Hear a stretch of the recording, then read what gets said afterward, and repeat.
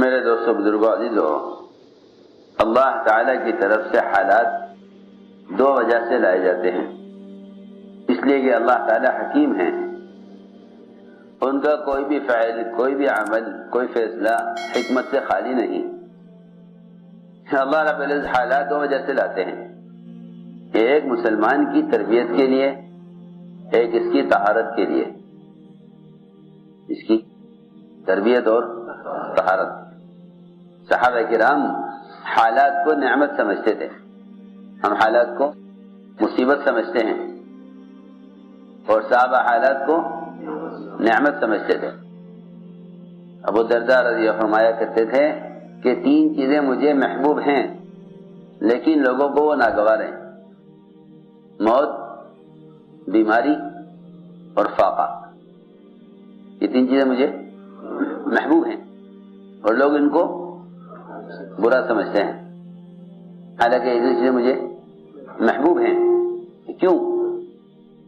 کہ محبوب ہونے کی وجہ یہ ہے کہ فاقہ تو میرے اندر تواضع باقی رکھے گا، اس لیے کہ مال وہ کبر لائے گا، مال کبر لائے گا، اس لیے میں فاقے کو پسند کرتا ہوں تاکہ محتاجگی اور عاجزی یہ میرے اندر بڑائی پیدا نہ ہونے دے۔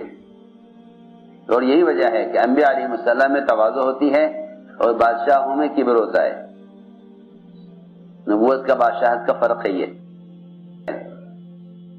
کہ موت کو پسند کرتا ہوں، اس لیے کہ صرف موت ہی ہے ایک سبب کہ اگر یہ آ جائے تو یہ اللہ سے ملا دیتی ہے،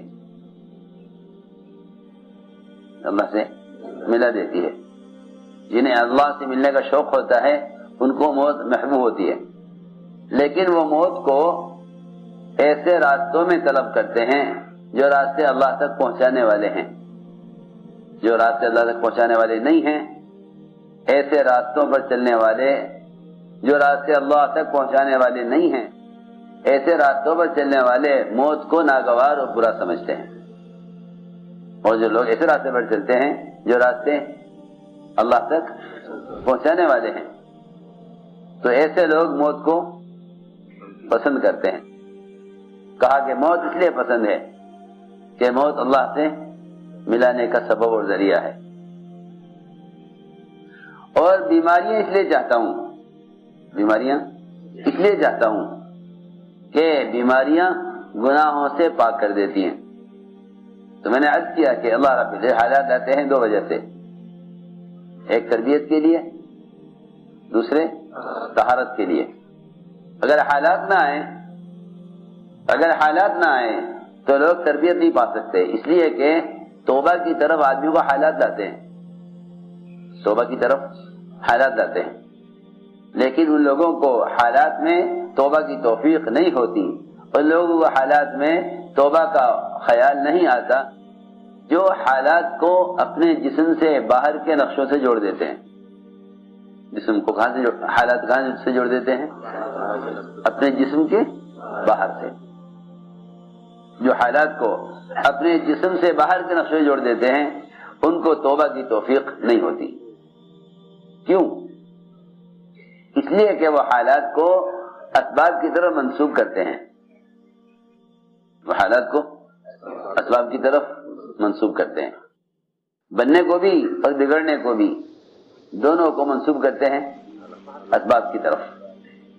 سنو وہ توجہ سے بات، جتنے بھی اسباب ہیں، چاہے وہ حکام کی لائن کے ہوں، مال کی لائن کے ہوں، تجارت کی لائن کے ہوں، زراعت کی لائن کے ہوں، سیاست کی لائن کے ہوں، جس لائن کے بھی اسباب ہیں، جو شخص اپنے حالات کو اسباب سے جوڑے گا وہ کبھی توبہ پر نہیں آئے گا۔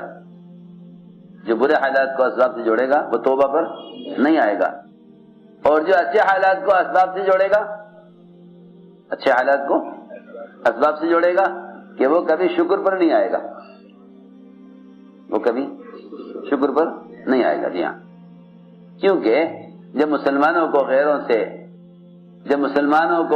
سے مدد ملنے لگے گی تو یہ کہیں گے کہ ہماری مدد انہوں نے کی ہے، اور جب مسلمانوں پر تنگی حالات اور مختلف قسم کے قوانین ان پر لاگو ہوں گے تو یہ کہیں گے کہ یہ حالات ان کی طرف سے آ رہے ہیں. جی ہاں، سنو اسے، یا تو یہ شکر کریں گے غیروں کا ان کی طرف سے سہولت کے آنے پر، یا یہ شکایت کریں گے غیروں کی ان کی طرف سے حالات کے آنے پر. حالانکہ سچی بات یہ ہے کہ جس طرح ایک انسان یہ سمجھتا ہے کہ میں حالات کے بننے بگڑنے کا میرے جانور سے کوئی تعلق نہیں، اس طرح خدا کی قسم حالات کے بننے بگڑنے کا حکام سے بھی کوئی تعلق نہیں. سیدھی بات ہے بالکل. آپ کی دکان نہ چلے، کارخانہ نہ چلے، کیا آپ کہہ سکتے ہیں کہ اگر میں بکری بدل دوں اپنی تو میری دکان چل جائے گی؟ لوگ کہیں گے نہیں، تمہاری بکری سے کیا تعلق تمہاری دکان کے چلنے نہ چلنے کا؟ تمہاری بھینس سے کیا تعلق تمہارے کارخانے کے چلنے نہ چلنے کا؟ وہ بیچارہ ایک بے زبان جانور ہے، ایک بے زبان جانور ہے، اللہ کی مخلوق تمہارے نفع کے لیے اللہ نے پیدا کی ہے. کوئی اس بات کو ماننے کو تیار نہ ہوگا کہ تمہاری دکان چل جائے گی تم بکری بدل دو، اور تمہارے کارخانہ چل جائے گا تم بھینس بدل دو. ارے میرے کارخانے کے چلنے نہ چلنے کا جانور سے کیا تعلق؟ میں اسی طرح عرض کرنا چاہتا ہوں کہ مسلمان کے حالات کے بننے بگڑنے کا انعام سے کوئی تعلق نہیں، جس طرح انعام سے تعلق نہیں حکام سے بھی کوئی تعلق نہیں. کیونکہ جو لوگ اپنے حالات کے بننے بگڑنے کو باہر کی شکل میں دیکھتے ہیں وہ ان کو حالات اللہ کی طرف نہیں لاتے، توبہ کی طرف نہیں لاتے، اور ان کو اچھے حالات شکر کی طرف نہیں لاتے، اچھے حالات شکر کی طرف نہیں لاتے. میں نے احتجاج کیا کہ سب سے پہلی بات یہ ہے کہ دنیا کے تمام فساد کا تعلق مومن کے عمل سے ہے. دنیا کے فساد کا تعلق مومن کے عمل سے ہے. بس مومن میں اور غیر مومن میں فرق یہ ہے، مومن اور غیر مومن میں فرق یہ ہے کہ مومن حالات سے عبرت لے گا، حالات سے عبرت لے گا، حالات سے عبرت لے گا. اگر نابینا کو کوئی آدمی مار کر گزر جائے تو یہ پوچھے گا لوگوں سے کس نے مارا، پوچھے گا کس نے مارا. ٹھوکر لگے گی تو پوچھے گا کس چیز میں ٹھوکر لگی، کیونکہ یہ اندھا ہے اس کو نہیں معلوم اس کو کس نے مارا، اس کو ٹھوکر کہاں لگی. لیکن مومن بینا ہے، مومن بینا ہے، اس کو ایک ٹھوکر بھی لگے گی نا تو اسے فوراً اپنی کوئی بدعملی یاد آئے گی، اس کو اپنی کوئی بدعملی یاد آئے گی کہ مجھ سے یہ غلطی ہوئی تھی جس پر اللہ تعالیٰ نے میری تنبیہ کے لیے مجھ پر یہ حالات ڈالے ہیں. بہت آسان ہے مسلمان کے لیے راستہ تلاش کرنا اور حالات سے نکلنا. ہر آنے والے حال کا سبب اپنے اندر تلاش کرو، ہر آنے والے حال کا سبب اپنے اندر تلاش کرو، ہر آنے والے حال کا سبب اپنے اندر تلاش کرو، باہر نہیں. اس لیے کہ جتنے بھی دنیا میں حالات ہیں ان کا تعلق مسلمان کے جسم سے باہر کی چیزوں سے نہیں ہے.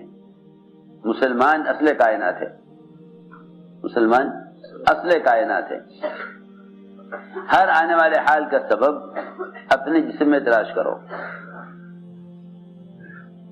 ہر آنے والے حال کا سبب جسم میں تلاش کرو.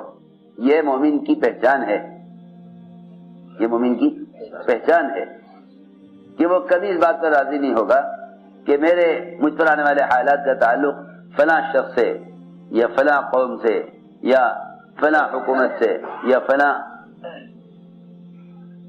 کمائی کے نقشے سے میرا حالات کا تعلق ہے. اس کا حالات کے بننے بگڑنے کا باہر کے نقشے سے کوئی تعلق نہیں ہے.